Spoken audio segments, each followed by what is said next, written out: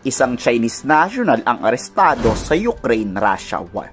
Kawawa ang itsura ng incheck na to. Base sa kwento niya, inuto daw sila ng malaking halagang pera. Magtrabaho sa Russia for military logistics, pagsusupply ng armas. Pero hindi pala yun ang mangyayari. 2 weeks daw silang training. Yun pala pupwerasahin ang mga Chinese na pumirma para mapaggera para sa Russia. 坐飞机来到俄罗斯的，然后我在莫斯科待了2-3天之后，从莫斯科，然后坐飞机去的乌法，然后从乌法到罗斯托夫，军事训练了1个星期，然后从罗斯托夫进入乌克兰境内，然后又训练了1个星期之后，在我们不知道的情况下，把我们手机、护照、银行卡都收走了，把我们派到了前线。我不想在前线作战，我只想在后勤工作赚点钱给我父母。 Sobrang kaawa-awa ang Chinese national na to. Hindi niya raw gustong makipaggera o bumaril. Gusto niya lang daw ay kumita ng pera. Ang kaso, pag hindi daw sumunod sa Russian commander, pinagbubugbog daw sila at pinaparusahan. Hindi raw sila pinapauwi kahit wala na silang supply ng tubig at pagkain.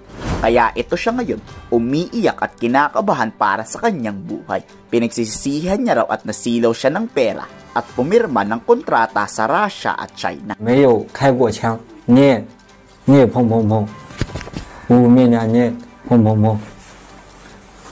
他一直让我们在往前冲，而且我们冲到前面之后没有物资。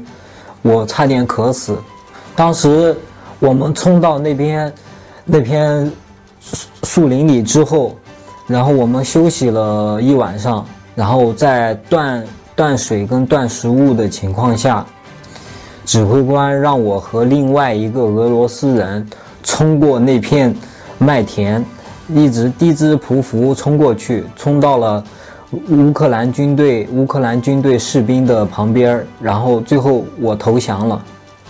在我知道的有2个中国人受伤了，一个屁股被迫击炮炸到了碎片，然后崩到了他的屁股，还有一个是炸断了双腿。其他人我不知道什么情况。我看到了很多俄罗斯跟乌克兰的士兵的尸体，是一个后悔的选择。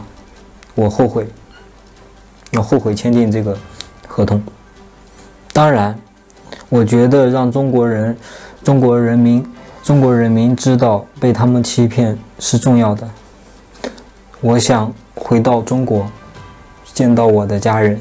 Ang plano ng Chinese government, magpapadala sila ng sundalo para itrain na sa gera. Dahil pagkatapos nun, yun din ang ipapadala na sa future war sa Taiwan o sa Philippines. Kayo, anong masasabi nyo dito? I-komento sa baba ang inyong salobin.